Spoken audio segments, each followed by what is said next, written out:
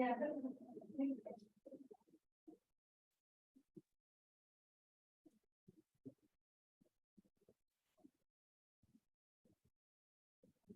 let's get started with today's session.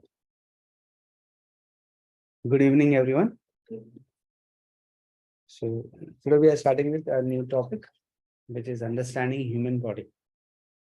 अभी हमने अभी तक जो पढ़ा, introduction to naturopathy, then about the history of naturopathy, then the basic principles of naturopathy कि जिन सिद्धांतों पर नेचुरोपैथी कार्य करता है.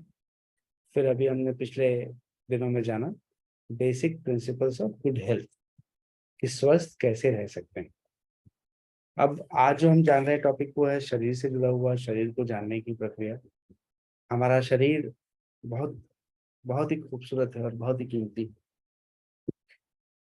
एक घटना है जहाँ पर कबीरदास जी बता रहे हैं कि वो जा रहे होते तो उनके सामने कुछ महिलाएं जा रही होती, तो उसमें से एक यंग गर्ल रहती है जिसकी शादी तय हो जाती है. तो बता रही होती है कि मेरे ससुराल से मेरे नाक में पहनने के लिए नथनी आई है करके. बड़ा अप्रिशिएट कर रही होती है, इतनी सुंदर है, इतना अच्छा है, उसको देख के कितना अच्छा लग रहा है. ऐसा वो सारे लोगों से बातचीत कर रही होती है. तो कबीरदास जी पीछे से कहते हैं कि जिसने आपको ये सुंदर सी नथनी भेजी उसके लिए आप कितनी तारीफ कर रहे हैं, और जिसने इस सुंदर सी नथनी को पहनने के लिए सुंदर सी नाक दी उसके बारे में भी थोड़ा बात करें, उसके बारे में भी थोड़ा समय व्यतीत करें, उनकी प्रशंसा में भी कुछ शब्द कहें. तो वैसे ही इतना खूबसूरत ह्यूमन शरीर, फिर भी हम वैल्यू देते हैं उस घड़ी को, उस कपड़े को, उस आभूषण को, उस शरीर से ज्यादा वैल्यू देते हैं. अगर कोई फटा पुराना कपड़ा पहन के आ गया तो आपकी नजरों में वो व्यक्ति सम्मानजनक नहीं होता. मनुष्य का शरीर जो उसके पास है वो तो उसका तो आपने देखा नहीं, सोचा नहीं, बट कपड़े जो पहने उस पर उसका आकलन कर लिया. ऐसा करने के लिए कई हास्य और प्रैंक भी हुए. एक फटा पुराना कपड़ा पहन करके आदमी मर्सिडीज के शोरूम में घुसता है, बोले कार खरीदनी है. ऐसे प्रैंक भी वो लोग करते हैं. वो भगा देता है गेट कीपर, आपको यहाँ घुसने की जरूरत नहीं है, आपके ताकत नहीं है कि आप ये कार खरीद सकें. बोले नहीं, मेरे बैग में पैसे हैं, मैं कार खरीद नहीं आया. पर इंसान मतलब ऐसा ही मान लेता है कि आपके अच्छे आभूषण, अच्छे कपड़ों को देख करके ही वो ये पूरी मानता रखता है कि इनके पास कुछ है या नहीं. मतलब हमारी वैल्यू हमारे कपड़े तैयार करते हैं. We are not brands. The cloth we wear make us a brand. Question mark. I think brand should be जिसकी बॉडी सबसे अच्छे और बेस्ट मैकेनिज्म्स पे काम कर रही है. बेस्ट ब्रांड किसका है, बोले उसका ब्रांड अच्छा लग रहा है, बॉडी अच्छी काम करती है, कोई बीमारी नहीं है, साल भर स्वस्थ रहते हैं.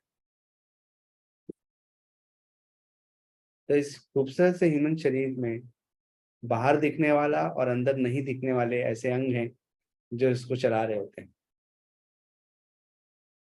तो आइए इस खूबसूरत से ह्यूमन शरीर के अलग अलग हिस्सों को समझते हैं. अगर इस शरीर को समझना है तो सबसे पहले देखिए आप इसका ढांचा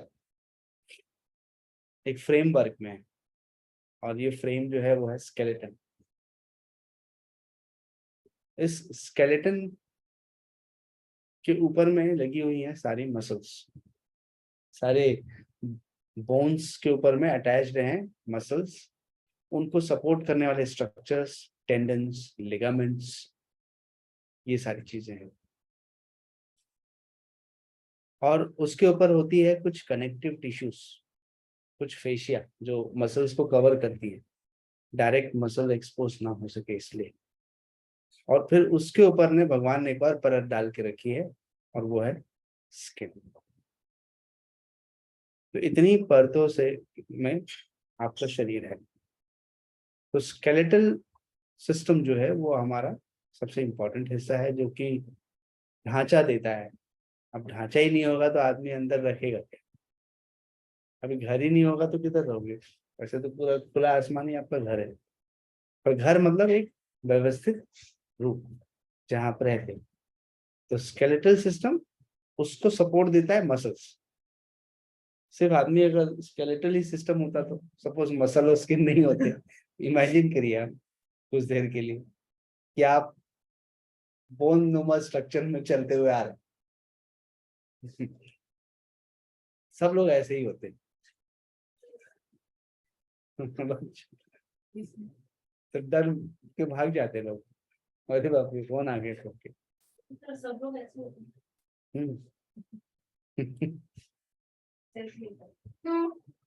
तो अब स्केलेटल इस मसल्स स्किन के अब अंदर जाते हैं, तो अंदर जाते हैं सबसे टॉप में।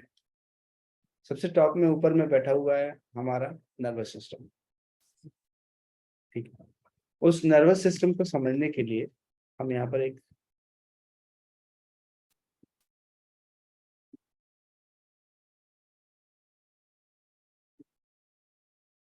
आप अपने स्क्रीन पे देख पा रहे होंगे, जो नहीं देख पा रहे हैं कोई बात नहीं। नर्वस सिस्टम को दो हिस्सों में डिवाइड किया गया है, सेंट्रल नर्वस सिस्टम और पेरिफेरल नर्वस सिस्टम। बुक में नहीं होगा तो नहीं कोई बात। सेंट्रल नर्वस सिस्टम और पेरिफेरल नर्वस सिस्टम। जी ठीक है। अब सेंट्रल नर्वस सिस्टम में जो अंग आता है उसको हम कहते हैं ब्रेन एंड स्पाइनल कॉर्ड। हमारा मस्तिष्क है, ठीक। और एक मस्तिष्क कैसे दिखता है? तो अखरोट के जैसा दिखता है। बस जैसा ही अखरोट है समझ लीजिए कि वो मस्तिष्क का पूरा स्वरूप है। और स्पाइनल कॉर्ड ब्रेन से कंटिन्यूड स्ट्रक्चर है। बेसिकली ये हमारे शरीर का electrical system, electrical system circuit है, जिसके माध्यम से ऊर्जा का प्रवाह एक हिस्से से दूसरे हिस्से में होता है। जैसे हमारे घरों में इलेक्ट्रिकल सिस्टम होता है, लाइट जलती है, पंखे चलते हैं, एसी चलती है, रेफ्रिजरेटर से लेकर हर इलेक्ट्रॉनिक इक्विपमेंट रन होता है। लाइट नहीं होगी तो मेरे घर में महंगे महंगे एसी, टीवी, फ्रिज उपयोगी होंगे नहीं। तो नर्वस सिस्टम एक इलेक्ट्रिकल सिस्टम है। तो ब्रेन एंड स्पाइनल कॉर्ड। और दूसरा हिस्सा क्या होता है? Peripheral nervous system. Peripheral nervous system में क्या आता है? उसमें वो सारी नर्व्स जो पूरे शरीर में सप्लाई होती है। अब शरीर में सप्लाई कैसे होती है? दो तरीके की सप्लाई होती है, ठीक है। एक होती है मोटर नर्व्स और एक होती है सेंसरी नर्व्स। सेंसरी नर्व्स का काम क्या है? वो सेंस करती हैं और जाकर के स्पाइनल कॉर्ड को मैसेज भेजती है। मोटर नर्व्स क्या है? वो एक्शन का पालन करवाती है, ठीक है। उदाहरण के लिए अगर सपोज किसी गर्म तवे पे मैंने हाथ रखा, तो वो गर्माहट तुरंत गई सेंसरी नर्व से ब्रेन तक पहुंची स्पाइनल कॉर्ड होते हुए, और ब्रेन से फट से मैसेज आया, हाथ उठा, और हमने हाथ को उठा लिया। और ये फ्रैक्शन ऑफ सेकंड कितने फास्ट होता होगा ये? या अगर सपोज इसमें 30 सेकंड का समय लग रहा होता तो हाथ तो सीख जाता पूरा। ऐसे तवे में हाथ रखा है, wait wait for some time, things will happen. फिर ऊपर धीरे धीरे जलता, और फिर मैसेज आता, फिर अच्छा मैसेज डिले हो जाता, मान लो नेटवर्क इश्यू होता तो थोड़ी देर बाद तो इस पूरा जला हुआ रहता। पर भगवान ने इस सिस्टम को इतना फास्ट बनाया, क्विक हम लोग रेस्पॉन्ड करते हैं। अब जो पेरिफेरल नर्वस सिस्टम है ना, उसको दो हिस्सों में डिवाइड किया गया। एक है सोमैटिक और एक है ऑटोनोमिक। पेरिफेरल नर्वस सिस्टम को दो हिस्सों में डिवाइड किया गया, सोमैटिक और ऑटोनॉमिक। सोमैटिक मतलब जो हमारे बेसिकली स्केलेटल मसल्स को सप्लाई करता है। हमारे जितनी भी स्केलेटल मसल्स हैं वो हम एक्शन करते हैं, हाथ उठाना, हाथ मोड़ना, योग करते हैं, जो भी हम अभ्यास करते हैं, तो वो somatic nerves. Autonomic nervous system का मतलब होता है कि वो नर्व्स जिसको हम लोग आदेशित नहीं करते, वो डिपेंडिंग ऑन सिचुएशन खुद अपने आप एक्टिव हो जाता है। जैसे सेंसर वाले दरवाजे होते हैं, तो कोई व्यक्ति सेंसर वाले दरवाजे के सामने आके खड़ा हो जाता है तो क्या होता है, वो दरवाजा अपने आप खुल जाता है, और कोई निकल जाता है तो बंद हो जाता है। तो ये ऑटोनॉमिक नर्वस सिस्टम कब काम करते हैं, जब कोई सिचुएशन वो सेंस करते हैं। ठीक है, तो इसमें दो हिस्से हैं, एक है सिंपैथेटिक नर्वस सिस्टम और दूसरा है parasympathetic nervous system. Sympathetic nervous system activity के लिए है और पैरासिम्पैथेटिक नर्वस सिस्टम रेस्ट के लिए। फॉर एग्जांपल, अगर बाहर की सिचुएशन में एक हम जा रहे हैं और सामने में एक कुत्ता ऐसे देख रहा है, अब उसकी नजरों से देखने लग रहा है कि कुछ आतंक मचाना चाह रहा है तो आपने सेंस कर लिया सिचुएशन को। अब आपके सामने दो ऑप्शन, कि आप उससे लड़ो या फिर भागो। अब लड़ने का सोचोगे तो आसपास नजरें घुमाओगे, पत्थर ढूंढोगे, लकड़ी ढूंढोगे, कुत्ते से तो ऐसी फाइट होगी नहीं। और दौड़ने का सोचोगे तो अपना पैंट ऊपर करोगे जूता पहना है तो ठीक, चप्पल पहना है तो हाथ में पकड़ोगे और फिर तेज गति से भागोगे फिर देखते हैं कौन जीतेगा। तो सिंपैथेटिक नर्वस सिस्टम कब काम करता है, जब वो देखता है कि वातावरण में ऐसा रिएक्शन करना है, तो वो स्ट्रेस पे काम करता है। Any kind of stress, sympathetic nervous will अपने आप एक्टिव हो जाएगा, उसको करवाना नहीं पड़ेगा।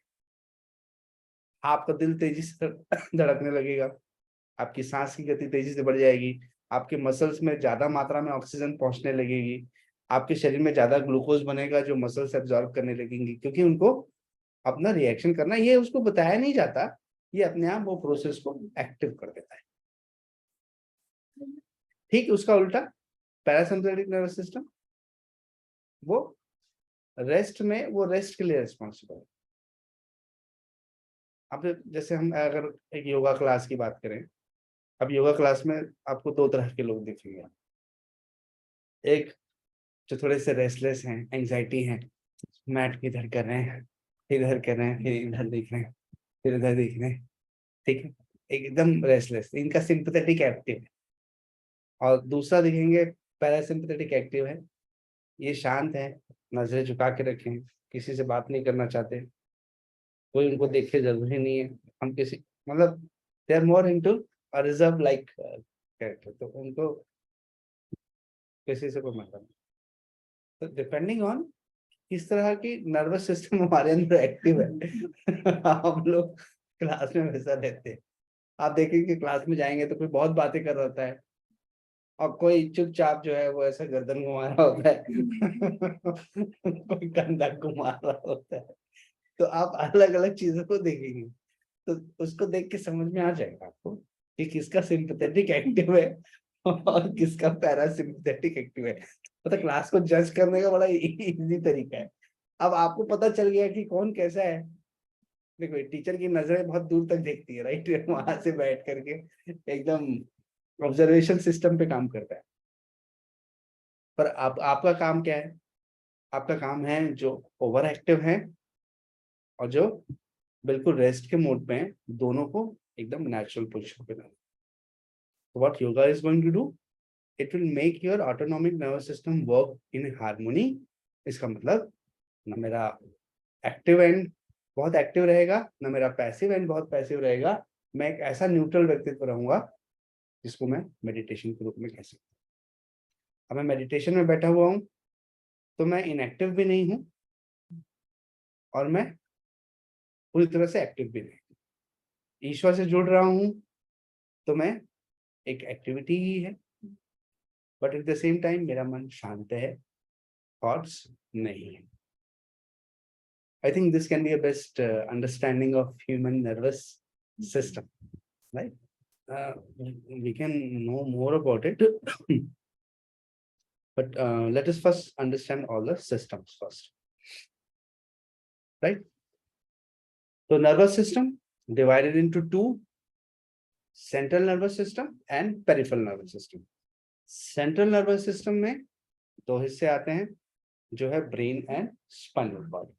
ठीक है, that is central nervous system, because वो सेंट्रल ऑपरेशन कर रहा है। मतलब ये आप अब समझ लीजिए कि प्राइम मिनिस्टर है अपना वहां पर बैठ के काम कर रहे हैं। ठीक, तो brain and spinal cord. Spinal cord मतलब एक सिस्टम ऑफ चेन जो वहां से, जैसे मान लीजिए पूरे स्टेट्स को जोड़ती है। तो they make some union ministers, right? हर चीज का एक मिनिस्टर बनाते हैं लोग। वो यूनियन मिनिस्टर्स क्या करते हैं, वो अलग अलग पूरे पूरे इंडिया में, अगर कोई सपोज ट्रांसपोर्ट मिनिस्टर है तो पूरे इंडिया भर के ट्रांसपोर्ट सिस्टम पे जो भी प्रोसेस है वो हैंडल करेगा। मान लीजिए कोई रेलवे ऑफ मिनिस्टर है तो वो रेल से जुड़ा हुआ सारी गतिविधि देखेगा। कोई एविएशन मिनिस्टर है, कोई स्टील और उद्योग है, तो वो उन्हीं सेक्टर्स को वो लोग देखते हैं। तो ब्रेन एंड स्पाइनल कॉर्ड इसी तरह का ही है, ये ministers, prime minister of ministers के जैसे है। और peripheral nervous system is like more like A state system. उसमें भी दो हिस्से हैं, सोमैटिक जो मसल्स के लेवल पे काम करता है, और एक जो सिचुएशन को सेंस करके काम करता है। ठीक है,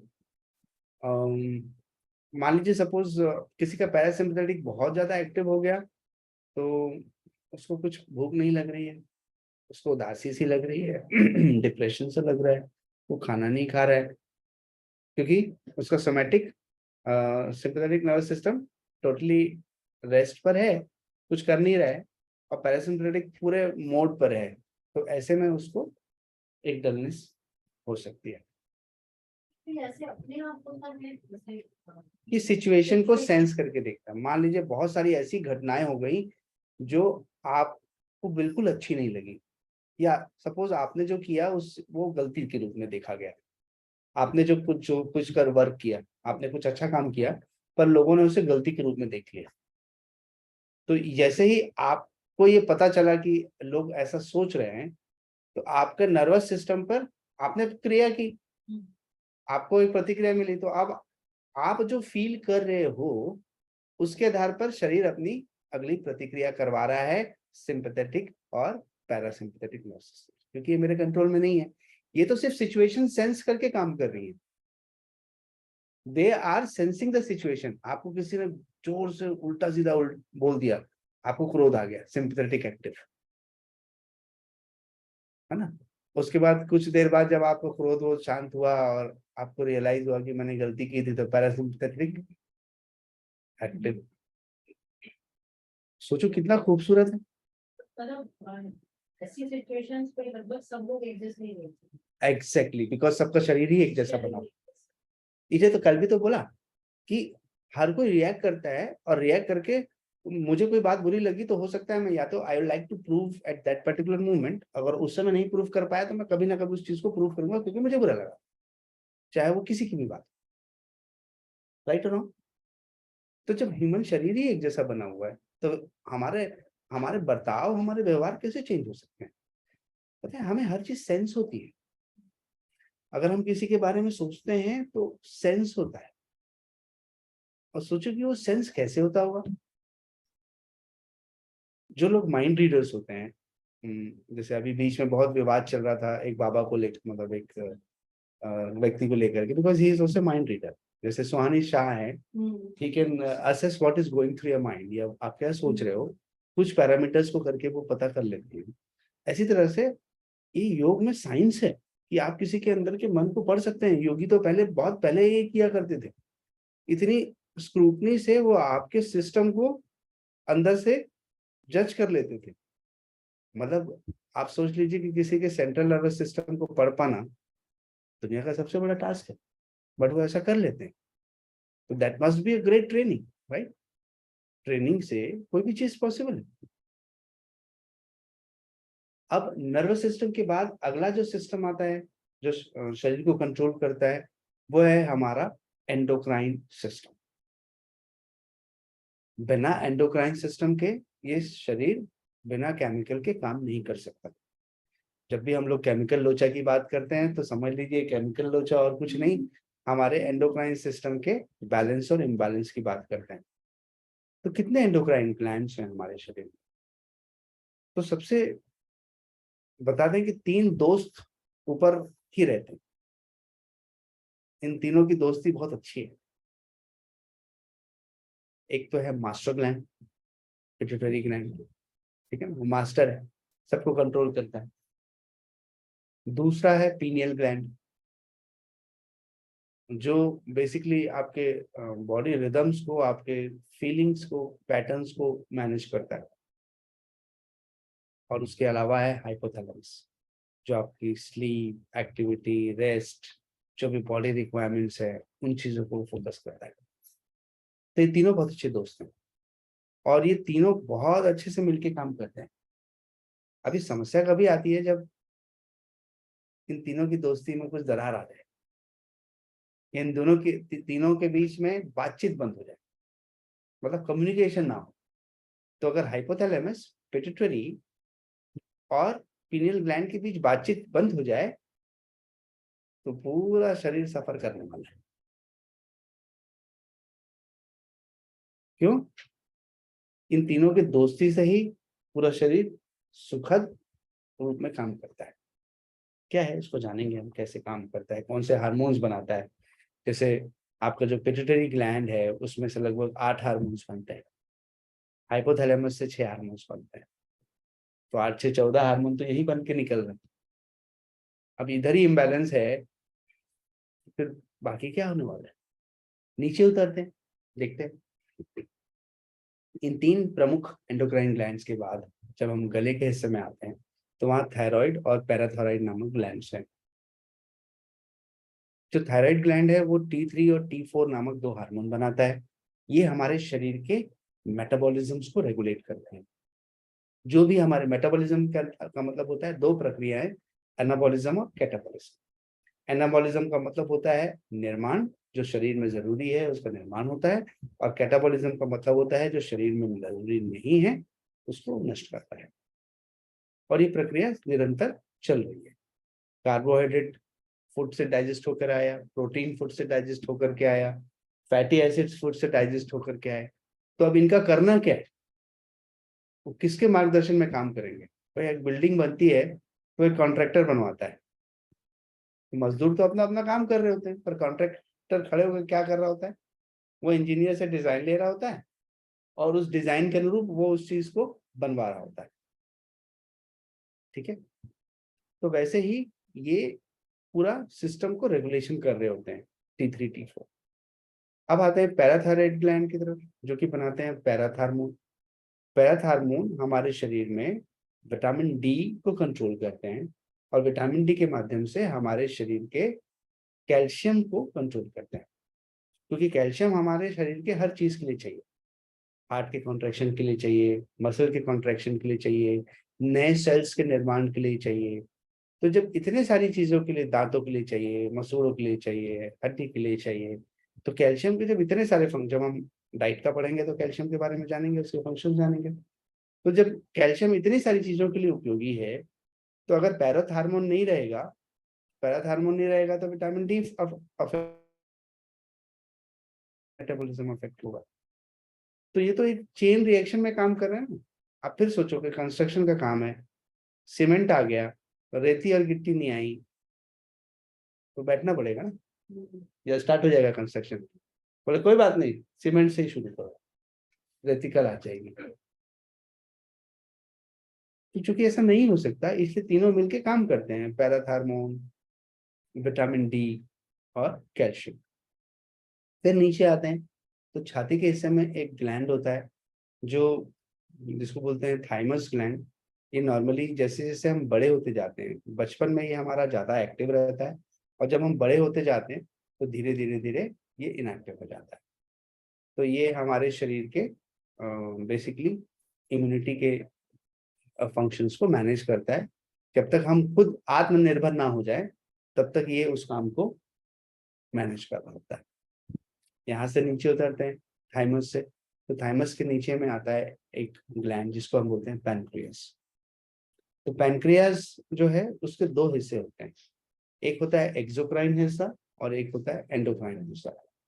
तो जो एक्सोक्राइन हिस्सा होता है वो पैनक्रियाटिक एंजाइम्स, लाइपेसेस और जूस बनाता है, पैनक्रियाटिक जूस, जो हमारे भोजन के पाचन के लिए जरूरी होते हैं। और जो एंडोक्राइन हिस्सा होता है पैनक्रियास का, वो प्रमुखतः दो हार्मोन बनाता है, जिस दो हार्मोन्स के नाम है इंसुलिन और ग्लूकागॉन। इंसुलिन का काम रहता है ब्लड शुगर लेवल को कम करना, और ग्लूकागॉन का काम रहता है ब्लड शुगर लेवल को बढ़ाना। दो दो भाई हैं यहाँ पर, दोनों अलग अलग काम करते हैं। तो जैसी आवश्यकता वैसा काम करते हैं। ब्लड में शुगर ज्यादा है तो इंसुलिन भैया जाते हैं, पूरा उठा करके ले आते हैं। और ब्लड में अगर शुगर की मात्रा कम है तो ग्लूकॉन भैया जो है बाहर निकलते हैं, ढूंढ ढूंढ के सारे ग्लाइकोजन को, स्टोर्ड एनर्जी को ग्लूकोज में कन्वर्ट कर करके भेजते हैं, जाओ तुम्हारी आवश्यकता है। तो दोनों एज पर रिक्वायरमेंट। फिर से ये ग्लूकागॉन, ये इंसुलिन तब सिक्रीट होगा जब सिंपैथेटिक और पैरासिम्पैथेटिक नर्वस उनको मैसेज भेजेंगे। अब देखो उनके बिना तो ये काम कर ही नहीं सकते। तो पैनक्रियाटिक वो सिस्टम भी वहीं से रेगुलेट हो रहा है, और ये मेरे कंट्रोल में नहीं है ना, क्योंकि जितने भी पैरासिम्पैथेटिक और सिंपैथेटिक नर्वस सिस्टम है वो स्मूथ मसल्स को सप्लाई होते हैं, और स्केलेटल मसल्स को तो सोमैटिक नर्वस सिस्टम सप्लाई होता है। तो चूंकि वो मेरे कंट्रोल में है नहीं, अब मेरी इच्छा से मैं पेट को कॉन्ट्रैक्शन नहीं करा सकता, मेरी इच्छा से मैं आंतों को कॉन्ट्रैक्शन नहीं करा सकता, चूंकि मेरे कंट्रोल में नहीं है। कुछ चीजें मेरे कंट्रोल में है, कुछ चीजें मेरे कंट्रोल में नहीं है। जो मान लीजिए मेरे कंट्रोल में मेरा यूरिथ्रा है, मैं जब तक अपना यूरिन को रोक सकता हूँ, पर एक समय के बाद वो भी नहीं रोक पाऊंगा। मेरे कंट्रोल में मेरा मोशन है, अब जगह ही नहीं है और वहां पर मेरे को लग रहा है और मेरे को जाने की कोई व्यवस्था ही नहीं है, तो उतनी देर तक मैं क्या करूंगा? जब तक मैं कंट्रोल कर सकता हूँ मैं करूंगा, पर मैं कब तक कर पाऊंगा? और लूज मोशन हो गया होगा तो खेल खत्म, आपको नींद नहीं रही। आपके जो नर्वस सिस्टम है, सिंपैथेटिक और पैरासिम्पैथेटिक, वो अपना काम कर देंगे। बोले नहीं इसकी जरूरत नहीं, बाहर बाहर तुरंत। तो पैनक्रियास ने बनाए दो प्रमुख हार्मोन। अब हम आते हैं अगले ग्लैंड्स की तरफ, जो कि हमारे किडनी के ऊपर में स्थित होते हैं। किडनी के ऊपर में स्थित होते हैं हमारे दो इंपॉर्टेंट ग्लैंड्स, जिसको हम लोग बोलते हैं एड्रिनल ग्लैंड्स। एड्रिनल ग्लैंड्स के दो हिस्से होते हैं, एक होता है कॉर्टेक्स का हिस्सा और एक होता है मेडुला का हिस्सा। कॉर्टेक्स से बनते हैं तीन हार्मोन्स, जिसमें प्रमुखता से आपने सुना होगा कॉर्टिकोस्टेरॉइड्स, मतलब कॉर्टिसोल, सुना है इसका? तो कॉर्टिकोस्टेरॉइड्स, जितने भी सिंपैथेटिक नर्वस सिस्टम है ये कॉर्टिकोस्टेरॉइड के माध्यम से ही काम करते हैं। ठीक। तो कॉर्टिसोल, इसके अलावा एक हार्मोन बनता है जिसको हम लोग जानते हैं ईस्ट्रोजन के रूप में, प्रोजेस्टेरॉन के रूप में, टेस्टोस्टेरॉन के रूप में, और इसके अलावा एल्डोस्टेरॉन नामक एक हार्मोन जो है वो वहां से बनता है। Mineralocorticoids, sex corticoids and corticocorticoids. Corticocorticoids means all cortisol, mineralocorticoids means ये एल्डोस्टेरॉन होगा, जो हमारे शरीर के सोडियम और पोटेशियम को किडनी से कितना निकलना है कितना रुकना है, इस चीज को कंट्रोल करता है। एडीएच, एंटी डायरेटिक हार्मोन, ठीक है, ये फिल्टरी से होता है। तो ओवरऑल देखेंगे आप, तो अगर आपका ये हिस्सा, कॉर्टेक्स का हिस्सा इतने हार्मोन बना रहा है, तो मेडुला से बैठा हुआ हिस्सा भी हार्मोन बना रहा है। वो बना रहा है दो हार्मोन, एड्रिनलिन और नॉर एड्रिनलिन। ये एड्रिनलिन इसका बेटा है, सिंपैथेटिक नर्वस सिस्टम का, सिर्फ उसी की बात सुनता है। और nor adrenaline parasympathetic nervous system का बेटा है, वो उसी की बात सुनता है। वो बोलेंगे जो पापा बोलेंगे वही मैं करूँ। एकदम आदर्शवादी बच्चे हैं ये दोनों। ये कॉर्टिजोल के प्रभाव में, मतलब स्टेरॉइड के प्रभाव में एड्रेनालिन और नॉर एड्रेनालिन सारे फंक्शंस को करने वाले हैं। कितना बड़ा सिस्टम आप समझ पा रहे हो। ह्यूमन बॉडी आदेश कोई कर रहा है, बच्चे किसी और के काम कर रहे हैं, जरूरत कुछ और है, एक्शन कहीं और हो रहा है।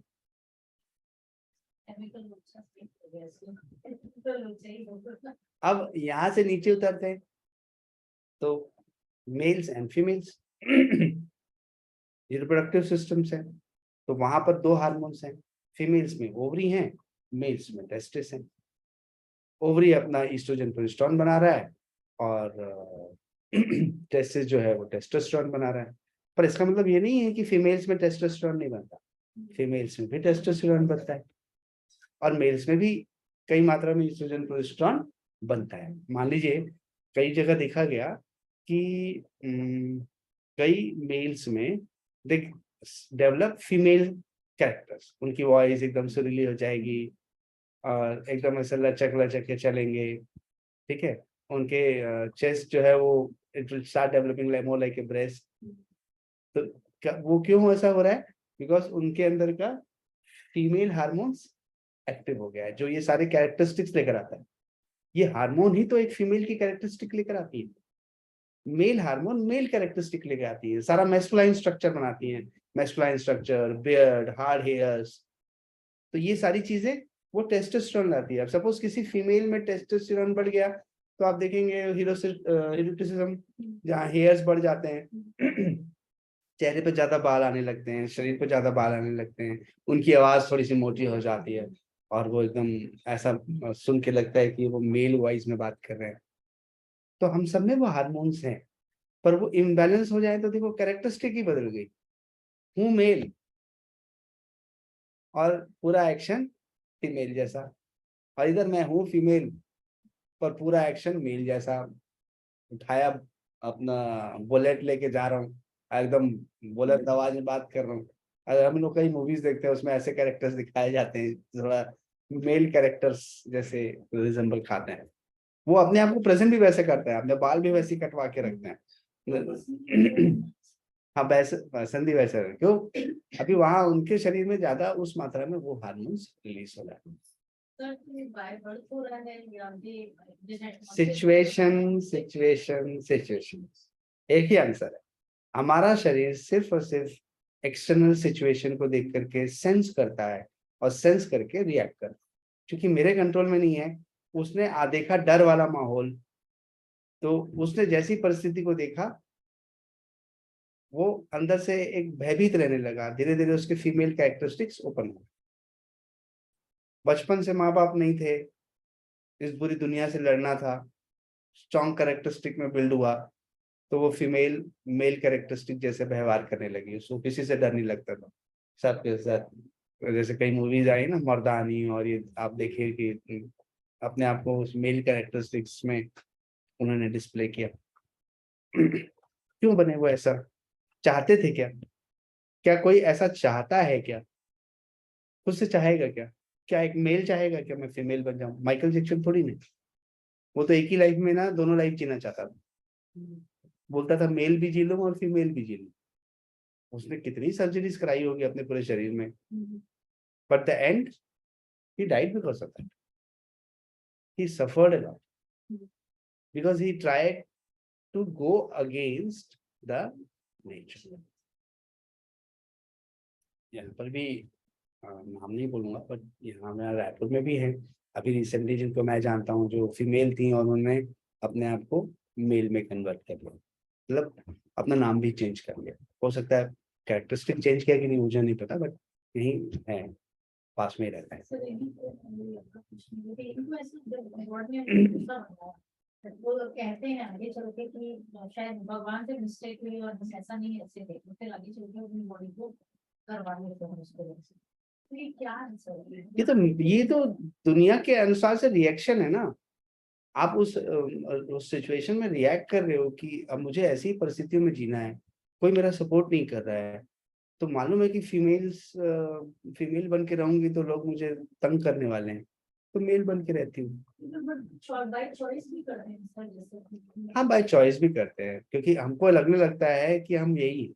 हाँ हमको यही लगने लगता है कि हम बेसिकली यही हैं, हमारा जन्म, हमें गलती से गलत जो है जेनेटिक्स मिल गए। जी, तो बस उतनी सी बात है, वो तो सोचने की बात है उनकी। बट ये तो उन्हीं की पर्सनल फीलिंग है ना, जी। कि आप जाके उनको बोल रहे हो। अभी आप एक मूवी आई थी शाहरुख खान की, दिल है कि नहीं, नहीं, कोई मुझे मूवी के नाम बहुत ज्यादा याद नहीं रहते, बट घटनाएं याद रहती है। मैंने देखी है, ऐसी घटना दिखता है। हाँ, तो जिसमें मेल जन्म हुआ था, पर उसमें ऑपरेशन तो बाकी कुछ फीमेल नहीं कर पाई, तो चॉइस थी उसकी, बचपन से उसको फीमेल वाली चीजें नहीं पसंद थी, ऐसा दिखता है। ठीक है, एक मूवी आई थी जिसमें रानी मुखर्जी और काजोल थी, शाहरुख खान की मूवी थी। कुछ हाँ, जो उसमें Kajol was living more like a male character. ठीक है, फिर एक दिन वो चले जाती है and she realizes that she is not a male character, she is a female character. तो उसकी लाइफ चेंज होती है, उसका अपीयरेंस चेंज होता है, उसका पहनावा चेंज होता है, उसके हाव भाव चेंज होते हैं, और फिर उसके बाद जो आपने देखा वो मूवी है। तो ये डिपेंड्स ऑन सिचुएशन, राइट। वो जब तक वैसे रह रही थी तो she was living like a male character, but वो जब वो किसी चीजों से हर्ट होती है तो शी रियलाइजेस, अरे मैं तो अभी क्या करने की कोशिश कर रही थी, मेरे अंदर सारे कैरेक्टरिस्टिक्स में मेल जैसा दिखा रही थी, but the moment she got rejected, या not exactly rejected, but she got to know that कि वो जिससे प्रेम करती है वो उससे प्रेम नहीं करता है, बिकॉज वो उसको फ्रेंड जैसा और लड़के जैसा मानता है, तो वो अंदर से शैटर हो जाती है। And the moment she got shattered, what happens, she goes back and she becomes a entirely changed female. So was it intentional? Was it because of situations? Exactly. आपकी बॉडी हमेशा सिचुएशन के अनुसार से काम करती है। कोई भी आपका एंडोक्राइन ग्लैंड्स बिना सिचुएशन के काम ही नहीं करेगा। आपने बहुत सारा खाना खाया है तो हार्मोन्स एक्टिव हो जाएंगे, T3 T4, चल भैया इनको पचाना है, एक्टिव हो जाओ। अभी मेरा काम ही नहीं है तो मैं वहां क्या करूंगा। भाई मान लीजिए यहाँ कुछ इलेक्ट्रिशियन का काम चल रहा है, तो इलेक्ट्रिशियन को रहना पड़ेगा, और पेंटर क्या करेगा। पेंटर को मैंने बुला कर, खड़े रहो खड़े रहो, इलेक्ट्रिशियन जब तक काम करेगा तुमको भी खड़े रहना। अरे बोले भैया मेरा कोई काम ही नहीं है यार, आप मेरे को क्यों बुला रहे हो। नहीं नहीं, तुम रहो, कब पता नहीं ये इलेक्ट्रिशियन से कुछ लाइट वाइट खराब हो जाए तो, पेंट वेंट खराब हो जाए, तुम पेंट कर लेना सीधा। अरे तो होगा जब करूंगा ना सर, अभी तो कुछ नहीं है ना, अभी तो जाने दो, अभी तो मत पकड़ो, अभी मेरे जरूरत नहीं है आपको। तो बॉडी के अंदर भी यही चीजें चल रही है, अभी मेरी आवश्यकता नहीं है, मैं नहीं आऊंगा, मेरी आवश्यकता है मैं फट से आ जाऊंगा, मुझे सेंस होगा मैं वहां पहुंच जाऊंगा, सेंसिंग पे काम चल रहा है। तो ये है हमारा एंडोक्राइन ग्लैंड्स। मेरी बात समझ पा रहे हैं। अभी मैं आपको सिर्फ एक बॉडी को सिस्टम को समझाने की कोशिश कर रहा हूँ, इसके अंदर की फंक्शनिंग को और से समझाना पड़ेगा। अब इस एंडोक्राइन सिस्टम के बाद जो अगला तंत्र जो हमको जानना चाहिए वो है हमारा कार्डियोवैस्कुलर सिस्टम। ठीक है, कार्डियोवैस्कुलर सिस्टम जिसका मतलब है कि जो पूरे शरीर में ब्लड का सर्कुलेशन होता है। तो इसमें भी कार्डियोवैस्कुलर सिस्टम में एक सेंट्रल हिस्सा है और एक पेरिफेरल हिस्सा है। सेंट्रली हार्ट लोकेटेड है, और पेरिफेरली सारी आर्टरीज और वेन्स, और इनके छोटे रूप को कैपिलरीज कहा जाता है। ठीक है, इनके जो बच्चे पतले छोटे छोटे होते हैं तो ये कैपिलरीज के रूप में होते हैं। तो ये कैसे काम करते हैं, इसका काम ड्रेनेज सिस्टम जैसा होता है। ड्रेनेज सिस्टम में क्या होता है, एक जगह से टंकी होती है। ठीक है, उस टंकी में पानी को चढ़ाया जाता है, फ्रेश वाटर को, और उस फ्रेश वाटर से पूरा घर को सप्लाई होती है। तो ये सप्लाई सिस्टम जो है वो हमारा हार्ट है। इसका मतलब क्या हुआ, हार्ट कैसे काम कर रहा है, शरीर में जो 5-6 लीटर ब्लड है वो शरीर के अलग अलग अंगों से होता हुआ वेन्स के माध्यम से हार्ट में आएगा। अब हमारा शरीर बोल रहा है हार्ट मेन है, और हार्ट की सबसे बड़ी आर्टरी जिसको वो आयोटा बोलता है, और इसके अलावा आर्टरीज और वेन्स होते हैं। आर्टरीज मतलब वो जो हमेशा फ्रेश ब्लड कैरी करते हैं, कुछ एक्सेप्शन है, pulmonary artery and pulmonary vein. तो जो fresh blood, oxygenated blood carry करते हैं उसको हम लोग बोलते हैं आर्टरी, और जो डीऑक्सीजनेटेड ब्लड जिसमें ऑक्सीजन नहीं है या कार्बन डाइऑक्साइड से भरा पड़ा है, ऐसे ब्लड को कैरी करते हैं वेन्स। ठीक, तो ये पूरा सर्कुलेशन सिस्टम काम करता है रेस्पिरेटरी सिस्टम के कोऑर्डिनेशन में। तो बिना रेस्पिरेटरी सिस्टम के कोऑर्डिनेशन में काम कर ही नहीं सकता। तो अब पूरी प्रक्रिया क्या होती है इसको समझते हैं। सबसे पहले सोचिए कि आपका हार्ट पंप कर रहा है, पहले मोड पे पंप कर रहा है। ठीक, तो जब पंप करता है तो फ्रेश ब्लड वर्क करता है, पर ये हार्ट पंप करने के लिए इस हार्ट को 4 चैम्बर्स में डिवाइड किया गया, और इस 4 चैम्बर्स को बोलते हैं, राइट साइड है तो राइट एट्रियम ऊपर का हिस्सा, उसके नीचे राइट वेंट्रिकल, तीसरा हिस्सा लेफ्ट एट्रियम, और चौथा हिस्सा लेफ्ट वेंट्रिकल। ठीक, 4 कंपार्टमेंट है, इन सब के बीच में वॉल्व लगे हुए हैं हर जगह पर। अब जो भी एट्रियम से, राइट एट्रियम से और राइट वेंट्रिकल से जो ब्लड आता है वो पल्मोनरी वेन्स, पल्मोनरी आर्टरीज जो होती हैं, pulmonary artery impure blood carry करती है, तो पल्मोनरी आर्टरी उस ब्लड को ले जाती हैं लंग्स की तरफ। 2 आर्टरीज होती हैं, राइट पल्मोनरी आर्टरी और लेफ्ट पल्मोनरी आर्टरी। तो राइट ले जाती है राइट लंग की तरफ, और लेफ्ट ले जाती है लेफ्ट लंग की तरफ। चूंकि ये लंग वाली आर्टरी है इसको, इसलिए इनको पल्मोनरी आर्टरी बोलते हैं। ठीक, अब ये आर्टरी जैसे ही लंग में जाएंगी तो वहां पर जाने के बाद वो सेल के कांटेक्ट में आएंगी। मतलब समझ लीजिए ये ट्रेन है, ट्रेन आई, ट्रेन प्लेटफॉर्म पे रुकी, तो प्लेटफॉर्म पे जब ट्रेन रुकी तो जो यात्रियों को उतरना था वो उतर गए, और जिनको चढ़ना था वो चढ़ गए। तो हुआ यही कि उस एल्वेलाई में जैसे ही वहां पर आर्टरी उस एल्वेलाई के पास पहुंची, पर्टिकुलर एल्वेलाई के पास, तो आर्टरी में चूंकि पल्मोनरी आर्टरी में इम्प्योर ब्लड है, तो उसने इम्प्योर ब्लड को वहां उतार दिया, एल्वेलाई में डाल दिया, और एल्वेलाई में बैठे हुए ऑक्सीजन को उठा लिया, और इसको उठा करके वो अगले उसको कंटिन्यूएशन में पल्मोनरी वेन को भेज देती है। तो पल्मोनरी वेन वापस आती है हार्ट की तरफ, और मतलब यहाँ तक वो दूसरी गाड़ी बनती है। अब यहाँ से वो गाड़ी चेंज हो जाती है और कंटिन्यूएशन में दूसरी गाड़ी बन करके, जैसे फ्लाइट चलती है ना, तो जो पहले यही फ्लाइट दिल्ली जाएगी, और फिर दिल्ली पहुंचने के बाद ये फ्लाइट चेंज हो जाएगी, मतलब फ्लाइट वही रहेगी बट वो दूसरी जगह डेस्टिनेशन पे जाएगी। तो ये वापस आती है हार्ट के तीसरे चैम्बर में जिसको बोलते हैं लेफ्ट एट्रियम, और फिर वहां से आएगी चौथे चैम्बर में जिसको बोलते हैं लेफ्ट वेंट्रिकल, और लेफ्ट वेंट्रिकल से फिर फाइनली वो आयोटा में है। तो इसका इसका पूरा प्रोसेस कैसे होने वाला है, पूरे शरीर में जो शुद्ध रक्त गया, तो शुद्ध रक्त गया तो शरीर के हर कोने तक इन आर्टरीज ने शुद्ध रक्त पहुंचाया। शुद्ध रक्त जहां जा गया वहीं से आर्टरी ने तो अपना काम कर दिया और वहां जाके खत्म हो गई। अब वहां पर वेन्स बैठी हुई जो इम्प्योर ब्लड को वहां से उठा रही है, और इम्प्योर ब्लड को उठा करके शरीर के हर हिस्से से उठा करके वो हार्ट के पहले चैम्बर तक पहुंचा रही है। तो पहले चैम्बर नीचे से जो आ रहा है उसको बोलते हैं, जो सबसे बड़ी वेन है उसको बोलते हैं इंफीरियर वीना कावा, जब सबसे बड़ी वेन है।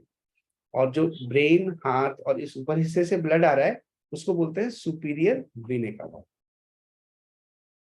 तो inferior vena cava and superior vena cava. तो पूरे जो शरीर का इम्प्योर ब्लड है वो एक साथ एक जगह पे आता है और हार्ट के पहले चैम्बर पे एंटर कर जाता है।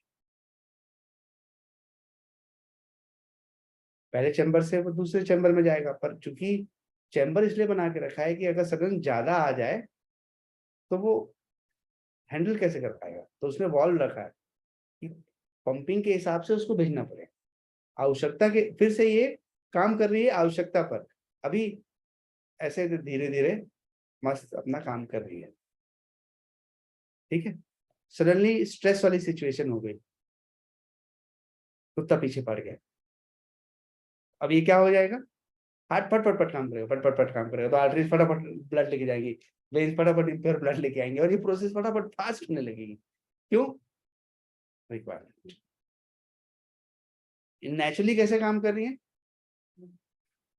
आराम से एक प्रक्रिया में चल रही है नॉर्मल स्पीड पे, इसलिए नॉर्मल हार्ट रेट को 72 बोला गया। पर जैसे ही रिक्वायरमेंट बढ़ी हार्ट रेट बढ़ गया आपका। हार्ट रेट कहाँ तक बढ़ सकता है, 180, 190, 150, 200। जो भी कार्डियो एक्सरसाइज करते हैं ना, उसमें एक पर्टिकुलर बात कही गई है जिसको बोलते हैं THR, target heart rate. THR तो टारगेट हार्ट रेट ही 160 180 के ऊपर होता है कार्डियो एक्टिविटीज में, कि that much heart rate should be reached. Target लिखा है ना THR, पढ़ लेना एक बार आप लोग, तो उतना वो हार्ट रेट अचीव करता है। तो इसका मतलब मेरा हार्ट भी तभी काम कर रहा है जब बॉडी में जैसे रिक्वायरमेंट है वैसा काम है, राइट और रॉन्ग। तो ये हार्ट रेस्पिरेटरी सिस्टम के साथ मिलकर के खूबसूरती से प्रक्रियाओं को कर रहा है। अब इसके बाद जो आता है सिस्टम, वो है आपका डाइजेस्टिव सिस्टम। ठीक है, अब डाइजेस्टिव सिस्टम जिसके बारे में हमें सबसे ज्यादा समझने की जरूरत है क्योंकि पूरी प्रक्रिया वहीं से जुड़ी हुई है। ये मुंह से लेकर के गुदा द्वार तक का एक पाइपलाइन, और इसकी surface area is equal to half badminton court. मतलब यहाँ से लेके वहां तक का सरफेस एरिया जो हमको दिखाई नहीं दे रहा है, हमारे तो सब पैक हो गया ना अंदर, पर इसकी सरफेस एरिया आधा बैडमिंटन कोर्ट है। उतना सामान आप रख सकते हैं, उतना सामान वो अकोमोडेट कर सकता है। तो ये जो सिस्टम है, ये कैसे डाइजेस्टिव सिस्टम कैसे काम करता है, तो डाइजेस्टिव सिस्टम में सबसे पहले मुंह में सबसे पहले आता है ओरल कैविटी, वहां पर ग्लैंड्स होते हैं और ये इसको बोलते हैं सलाइवरी ग्लैंड्स। तो जब भी आप कुछ खाते हो तो सलाइवरी ग्लैंड से कुछ जूसेस निकलते हैं जिसमें एक पर्टिकुलर एंजाइम होता है जिसको बोलते हैं टाइलिन। तो ये जो टाइलिन होता है ये आपके कार्बोहाइड्रेट के हिस्से को 30% वहीं डाइजेस्ट कर देता है और उसको डाइजेस्ट करके तुरंत ब्लड स्ट्रीम में भेज देता है। मतलब 30% तो वो वहीं कर लेता है, इसलिए जूसेस है या ग्लूकोज है या चॉकलेट्स हैं, ये तुरंत एनर्जी देती है। क्यों देती है? क्योंकि यही मुंह में एब्जॉर्ब हो जाती है, इसको प्रोसेस से गुजरने की जरूरत नहीं है। बाकी चीज को क्या है, अगर आपने एक रोटी खाई है तो उस रोटी से तुरंत एनर्जी नहीं मिलेगी, उसको एक प्रोसेस से गुजरना पड़ेगा। पर डायरेक्ट शुगर को रखा तो शुगर फट से 30-40% एब्जॉर्ब होकर के ब्लड स्ट्रीम में आ जाएगी। तो ये टाइलिन ने उसको एक्टिव किया। अब फिर ये आएगा इधर से होता हुआ, यहाँ पर एक एपिग्लॉटिस होता है जो ये कंट्रोल कर रहा होता है, क्योंकि मैक्सिमम समय पर उसको हवा का ही काम करना होता है। तो वो क्या करता है, ईसोफेगल ओपनिंग को बंद रखता है ताकि हमारी जो सांस हम ले रहे हैं वो हमारे ईसोफेगस में ना एंटर कर जाए, क्योंकि वो वहां पर एक कॉमन एंट्री पॉइंट्स है। तो चूंकि कॉमन एंट्री पॉइंट्स हैं तो चांसेस है कि डेविएशन हो जाए, तो इसलिए वो उस हिस्से को बंद कर देता है। तो बंद कर देता है तो क्या होता है, जो भी हवा जाती है वो ट्रैकिया में जाती है, और जो जब अपन खाना खाते हैं तो वो ट्रैकिया को बंद कर देता है। तो ट्रैकिया को बंद कर देता है तो वो खाना आपका ईसोफेगस, मतलब वो जिस तरह से चीजें जा रही है, इसलिए बोलते हैं खाना खाते बात नहीं करना चाहिए, और गलती से आपने खाते खाते बात कर ली तो सांस, तो क्या होगा, खाने का टुकड़ा अगर गलती से भी ट्रैकिया में चला गया तो इतने जोर से ठसका आएगा आपको, इतना जोर से ठसका आएगा कि बॉडी में घुसने नहीं देगा, अलाउड ही नहीं बोले इसको भगाओ यहाँ से। इतने जोर से ठसकाएगा कि आपकी आंखों में आंसू आ जाए। अभी तो एक्सपीरियंस किया हुआ। राइट ना, राइट। तो ये उसको होने ही नहीं देगा। तो सोचो उसकी सेंसिंग कितनी पावरफुल है। उसको पता चल गया आपने सेंस नहीं किया और कुछ भी बातें कर रहे हो, कुछ भी खा रहे हो, कुछ भी अंदर जा रहा है, दूध पीते पीते कुछ सोच रहे हो, फट से दूध का एक कण लिक्विड जो है वो जैसे ही ट्रैकिया में घुसा फट से बाहर फेंक देगा वो। सोचते टाइम भी सेम चीज होता है। हाँ। सोचते हुए भी मतलब बात नहीं कर रहे, अब तो सोचते हुए भी कुछ कर रहे हैं, तो वही चीज होता है। हाँ, तो वहां इम्बैलेंस आ जाता है ना सिंपैथेटिक और पैरासिम्पैथेटिक नर्वस सिस्टम का। तो आप सोच कुछ रहे हो, कर कुछ रहे हो, तो बॉडी को भी समझ में नहीं आता ये, मतलब वो फिर से बोलूंगा जो उदाहरण उसको अदरवाइज मत लीजिएगा, कि फीमेल ने इंडिकेटर दिया राइट का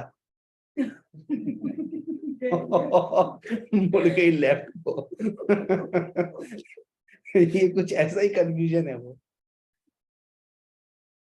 अब इधर इसने कहा अदरवाइज मत लीजिएगा इसको, ये सिर्फ एग्जाम्पल के लिए बोल रहा हूँ। तो वैसे ही आप खा रहे हो, सोच कुछ रहे हो, तो बॉडी बोल रहा है जो कर रहे हो वो तो देखो। पेशेंस होकर के खाना खा रहे हो तो उस वक्त वही फील करो कि I am enjoying my food. तो पूरा जो ब्रेन का नर्वस सिस्टम है वो उसी प्रक्रिया में लगा रहेगा कि इनको खाना खाना है, तो खाना खाने की प्रोसेस पूरा होने दो। अब आप खा कुछ रहे हो, टीवी देख रहे हो, दिमाग में हार्मोन्स कुछ चल रहे हैं, केमिकल्स कुछ चल रहे हैं। अब वो टीवी देख करके आपके दिमाग में फाइटिंग सीन चल रहा है, तो आपके दिमाग में सिंपैथेटिक एक्टिव हो रहा है और इधर पैरासिम्पैथेटिक को एक्टिव रहना है पेट को पाचन करने के लिए। तो वो ज्यादा फूल जा रहा है, वो फूल जा रहा है तो ज्यादा खा लिया। तो वॉज इट राइट? बिकॉज आपने उस सिस्टम को ही डिस्टर्ब कर दिया जिस सिस्टम पर पूरा शरीर काम कर रहा है। वो काम कर रहा है सेंसिंग पे। अब आप वहां पर दो चीज सेंस हो रही है, एक तरफ सेंस हो रहा है आप खाना खा रहे हो और एक तरफ सेंस हो रहा है फाइट हो रही है। अब बॉडी बोले कौन सा जरूरी दिख रहा है? अब उसको सबसे जरूरी हमेशा फाइट एंड फ्लाइट नजर आता है। फाइट एंड फ्लाइट मतलब स्ट्रेस का रिएक्शन है, उसको लग रहा है स्ट्रेस हो रहा है वो, बिकॉज वो रियल और वर्चुअल में अंतर नहीं जानता है। It has no where, it cannot assess कि ये रियल घटना हो रही है ये वर्चुअल हो रही है। बस उसको तो जो दिख रही है सेंसरी से, उसको जो फीडबैक आ रहा है आंखों से जो आया, स्पेशल सेंसेस से जो आया, उसने तो रिएक्ट करना है उस सिचुएशन पे। तो बताइए टीवी देखते हुए खाना खाने क्यों मना करते हैं? अब आप इस चीज को इस बारीकी से समझोगे तो शायद मुझे लगता है कि आपकी आंखें खोलेंगी कि सिस्टम को एक बार में काम करने दीजिए। आप एक सिस्टम को एक उस काम को करने के अलावा चार काम कर रहे हो। मैं मोबाइल पे देख रहा हूँ, अब मैं वहां उसमें पढ़ रहा हूँ कि दो लोगों ने मिल करके तीन लोगों को पीटा। अब मैं न्यूज ऐसा पढ़ रहा हूँ और मैं खाना खा रहा हूँ, तो मेरे अंदर केमिकल चेंज हो रहे हैं। जिस केमिकल को एक्टिव नहीं होना था वो भी एक्टिव हो जा रहा है। तो इस तरह से फूड नीचे आता है, फूड नीचे आने के बाद आपके स्टमक में आता है, स्टमक में आने के बाद वहाँ प्रोटीन का डाइजेशन होता है, और प्रोटीन का डाइजेशन होने के बाद जो बचा हुआ हिस्सा रहता है, बोले इस पे काम हम लोग नहीं करेंगे, इस पे आगे वाली टीम काम करेगी। तो स्मॉल इंटेस्टाइन में आता है जहाँ पर फर्दर कंप्लीट डाइजेशन का प्रोसेस होता है, जहाँ पर प्रोटीन, फैट और कार्बोहाइड्रेट्स कंप्लीटली डाइजेस्ट होते हैं। और फिर वहाँ छोटी छोटी विलाइज होते हैं जो करोड़ों की संख्या में होते हैं। उन विलेय से उस रस को एब्जॉर्ब कर लिया जाता है और वो एब्जॉर्ब होकर के फर्दर ब्लड में प्रोसेसिंग होने के लिए रेस्पेक्टिव ऑर्गन्स तक, मेनली लिवर तक पहुंचता है। अब इस प्रोसेस के बाद जो बचा हुआ कचरा होता है, वो कचरा बड़ी आंत में प्रवेश करता है और बड़ी आंत में वो उस एक आंत के कोने में जाके पड़ा रहता है जब तक वो भर नहीं जाएगा। जब भरेगा तो फिर वो आगे अपने आप खिसक जाएगा। इस पूरी चीज को नीचे मूव करने के लिए एक वेव काम कर रही होती है, जिस वेव को बोलते हैं पेरिस्टालसिस वेव। ये जो पेरिस्टालसिस वेव होती है ये हमेशा डाउनवर्ड मूवमेंट कराती है। पेरिस्टालसिस वेव ये हमेशा डाउनवर्ड मूवमेंट करेगी, पर कभी इसका दिमाग सरक गया तो ये अपवर्ड मूवमेंट कर देती है, जिसको बोलते हैं उल्टी। उल्टी इसलिए बोलते हैं बिकॉज ये वेव उल्टी चल रही है, इसको सीधा चल रही, और इसका दिमाग सरक गया तो ये नीचे की तरफ तेजी से भागने लगती है, लूज मोशन। तो ये भी फिर से सिंपैथेटिक पैरासिम्पैथेटिक नर्वस सिस्टम पे गड़बड़ी है। वो फिर सेंस नहीं कर पाता कि करना क्या है मेरे को, तो वो कभी चीजें ऊपर फेंक रहा होता है, कभी चीजें नीचे फेंक रहा होता है। उसको समझ में नहीं आ रहा करना क्या है मेरे को, यह सारा इम्बैलेंस कर रखा है आपने। यहाँ पर वो कीटाणु घुस गए फूड पॉइजनिंग वाले और ये आतंक मचा रखे हैं। अब मैं इनको किधर फेंकूं, इधर मैं नीचे फेंकूं या ऊपर फेंकूं? तो वो चारों तरफ से कोशिश करता है कि इनको सबसे पहले तो ऊपर फेंकता हूँ, ऊपर से नहीं निकल रहे हैं, थोड़ा ज्यादा नीचे आ गए तो अब नीचे से फेंकूंगा, पर रहने नहीं दूंगा इन लोगों को। इसलिए वो क्या करता है, वो उल्टी और दस्त पैदा करता है, क्योंकि वो चाहता है कि ये कीटाणु यहाँ रहने नहीं चाहिए यहाँ पर। They should not live here, they are not supposed to stay in the body. अब हम बोलते हैं नहीं, उल्टी खांसी उल्टी और दस्त तो बेकार चीज है। और तो बेकार है तो बॉडी पैदा क्यों किया? वो तो चाह रहा है ना आपको बचाने के लिए पैदा कर रहा है वो तो। अब आप मुझे बता दो कि वो गलत है कि सही है। उसको शरीर को वो चीज नहीं समझ में आ रही है कि this is harmful for body. उसने सेंस कर लिया उस चीज को, तो सेंस कर लिया तो वो उसको रखना ही नहीं चाहेगा। तो इसमें नुकसान क्या है? उससे ज्यादा सेंस तो उस हमारे से ज्यादा सेंस तो उसको है ना, कि उसको पता है कि ये चीज आपकी बॉडी के लिए अच्छी होगी, ये चीज अच्छी नहीं होगी। तो वो सेंस करके एक्शन कर रहा है, तो उसके एक्शन को हम लोग गलत कैसे ठहरा सकते हैं?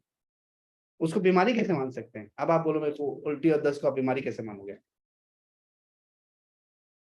जब मैं बोल रहा हूँ एक्यूट डिसीज आर फ्रेंड्स, अब मैंने सिद्धांतों में बताया था, तो अब मैं यहाँ पर आपको इस सिस्टम को समझाते हुए उस चीज को स्पेसिफाई कर रहा हूँ कि आप बता दो ये बीमारी है।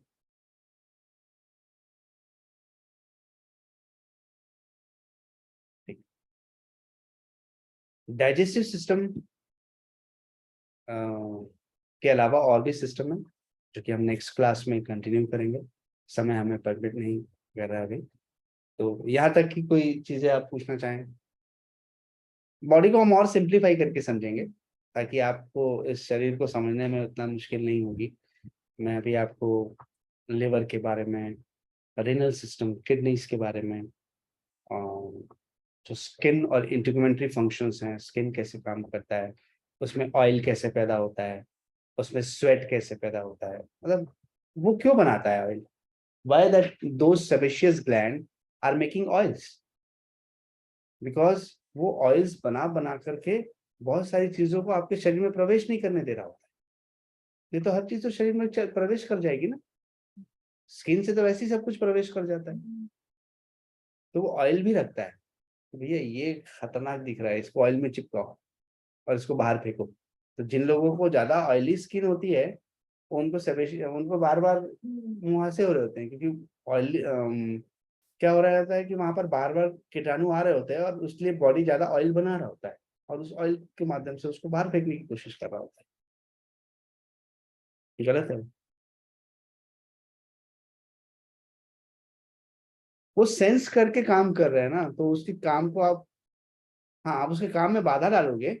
आपने कचरे को निकलने से रोक दिया और आगे चल करके आपको स्किन कॉन्स्टिपेशन हो गया और आगे चल करके स्किन डिसीजेस हो गई, तो ये बीमारी है। अभी ये बीमारी कभी हुई? ये इसलिए हुई क्योंकि आपने उसके फंक्शंस को इंटरफियर किया, आपने उसके काम करने के तरीके को बाधित किया, तो वो उसको बांध के रख दिया, उसको बंदी बना दिया आपने। धन्यवाद। बाकी तो फिर भी सब समझ आ जाते हैं। हार्मोन वाला जो है, इतने सारे हार्मोन्स और स्कूल लाइफ से हमेशा कोई बात नहीं, कोशिश करेंगे कि उन हार्मोन्स को भी हम लोग समझें। बाकी सब सिस्टम बहुत अच्छे से समझ आ जाते हैं। तो जो ऑनलाइन है उनको कोई क्वेश्चन? नहीं sir, thank you. Durga ji कुछ बोल रहे हैं आप? नहीं सर, थैंक यू बोली। Thank you. ठीक है, तो आज के सब यही समाप्त करते हैं। Thank you. ठीक है sir. Thank you, sir. Thank you.